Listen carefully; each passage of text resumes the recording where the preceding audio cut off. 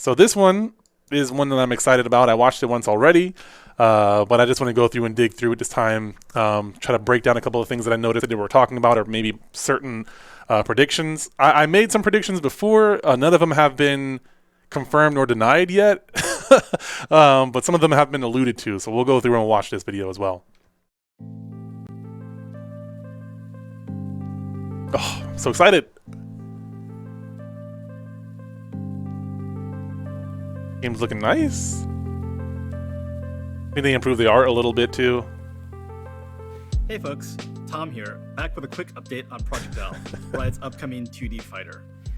Last November, we dropped an update showing off some core game concepts and our rebooted art style. Honestly, showing off the game this early was a little scary, and we're grateful that so many of you are so excited about Project L. God, that was so sick. I think this is a great touch. Like, just watching this, it gives me the Inception Spider-Man vibes, right? Where you have people from the FGC kind of being promoted by Riot in a way. Like, so the FGC is getting a huge platform via Riot because, you know, not only fighting game players are watching this, Riot fans are watching this. People who play League of Legends and Valorant are watching this, who probably don't play a lot of fighting games. So not only are they being introduced to fighting games via the Riot publishers and developers, but they're also getting to know some of the big content creators in that scene as well. And I think that's a really cool touch because, okay, let me go back and show you this real quick. This is on Riot Games YouTube. This isn't on like Evo YouTube. This isn't on Tom Cannon's YouTube. This is on Riot Games. And they are huge whether you know it or not. Your reactions and excitement gave us the reassurance. This is a League of Legends fighting game, Project L. Yes! Oh, I've met this guy in person before. One of the... In this update, not we'll game talk about bumps. what's been happening in the team over the past few months and what's coming next. I can't remember. Last time, I shared that we've honed in on our gameplay as an assist-based fighter with 2 champs per team. We're finishing up our work on core mechanics now. I think it's 60 and a lot of the FPS team this has time. moved on to building champions. Wait, hold on. Let's go back and look at this We're again. grateful that so many of you are so excited. Assurance that we're headed. I don't know if this is new gameplay or not, but does it look like new gameplay that I haven't seen before? Yes! In this update, I'll talk about what's been happening in the team over the past few months and what's coming next. Last time, I shared that we've honed in on our gameplay as an assist-based OTG? fighter Or ground with 2 bounce? champs per team. Wait, We're finishing what? up on our gameplay as an assist-based fighter with 2 champs per team. Was that a meteor or did she just get We're finishing up our OTG? work on core Jesus. mechanics now.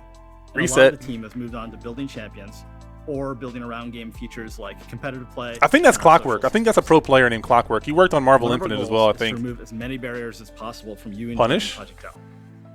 We want you to be able to play no matter where you live, what your skill level is, or how much money you have to spend on a game. To that, I'm happy to confirm that Project L will be free to play. Free to play. And look, Multiverse just came out. It's still a case study. It's still really new, but that game is doing gangbusters right now. And they have WBIP, so they have a lot of marketing behind them. But Riot fighting game for freeze? I'm telling you, this model is not going to work for every developer. Okay, so it's not like this is the end-all be-all for every fighting game. But this, I have said several times that I think the Project L League of Legends fighting game is going to be huge for the FGC. Now, whether that lasts for a long time or not is undecided, but this game is going to be so accessible to so many people. I don't know if this is going to be on console or not, but if it is, it's probably going to be cross-platform. I don't think he talks about that in this video, but I'm just saying, I've called this before. It's going to be a huge thing.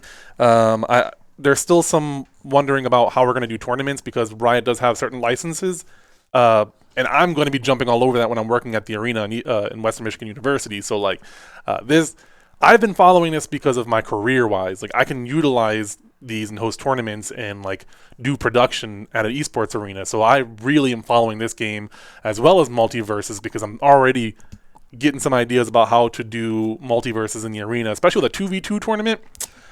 Man, Capcom just lost their minds. No, this isn't Capcom. This is Riot. What are you talking about? Oh, I see what you're saying. That's like their reaction to it. What are they trying to do to us? All right, let's continue on. If you've played a Riot game before, this probably won't come as a surprise. Nope.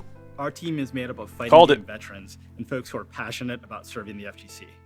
And we operate with one approach. If we wouldn't like it, we won't do it. When it comes to monetization, we promise to be respectful of both your time and your wallet. Also, the team has put together a blog post to give you a sneak peek on development of a new fighter in Project L. Alawi the Kraken Ooh. Priestess, the spiritual leader of her people. Alawi is a physical powerhouse who tests the strength of souls for her tentacle god. You right, Jared. Check out the post for more details on how we're approaching character development and how Alawi will look and play. I'll have to check that out. I might break that down later. I'm gonna get on That's all BNF. from me for now, but I'll be back later this year with one more update. Before I sign off, this weekend is EVO. To everyone heading out to the event, stay safe, good luck in the tournaments, and try not to drown in pools. All right, so in case you don't know who this guy is, this is Tom Cannon, or Tony Cannon. They're twins. He's one of the brothers that did a lot of things, but he is a co-founder of EVO, the biggest fighting game tournament in the world. He's also been hired by Riot to work on the game, and they also created GGPO, which is a net play feature that you can add to your game that you're developing. So he's done a lot for the scene, and he's a very reputable source. So I think I have a lot of confidence in the partnership of like Riot and the Cannon brothers and the FGC.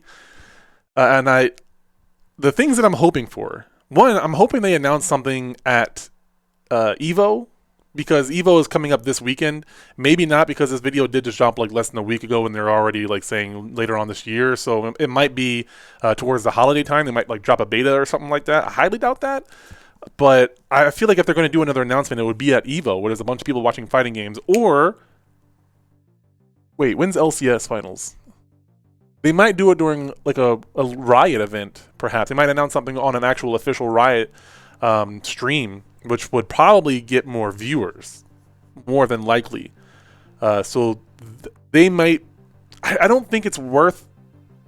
Well, okay, I'm trying to think about this.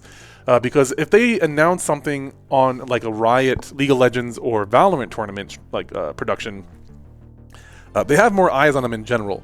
But if they advertise that they're going to make an announcement beforehand, then they get more FGC people to watch their esports games. It's not going to be a high number, but it might be worthwhile to just bring some new people, because I'm sure there's going to be a lot of fighting game people who start playing League of Legends just because some of these characters are amazingly cool. And then they might also get into Valorant because they're like, okay, they make good quality games. Let me try. I like shooters too. Let me try it out. I played CSGO. I didn't know about this game. I never really looked into it and played PC games. Who knows? Who knows? But it's exciting. I'm really looking forward to this game. I did a podcast on this like a year or so ago, probably a couple of years ago, before the pandemic. Jeez, the blip. And I'm hoping that this is 2v2, 2 players versus 2 players, because team games just do better in terms of esports and production. So I'm hoping that there may be some team function to the game. And hopefully that's the main version. I think that fighting games aren't going to hit mainstream, which I do want to see, because I want to do more events in the mainstream at the arena. So I'm hoping that fighting games become mainstream. That doesn't mean that grassroots goes anywhere, as long as the developers are still fine with you, or publishers are okay with you doing tournaments and hosting tournaments. I don't think that's ever going to completely go away. So I don't know why people are so scared about the esportsification of fighting games, when it's like, you can just run your own event if you want to run your own event the way you want it to be.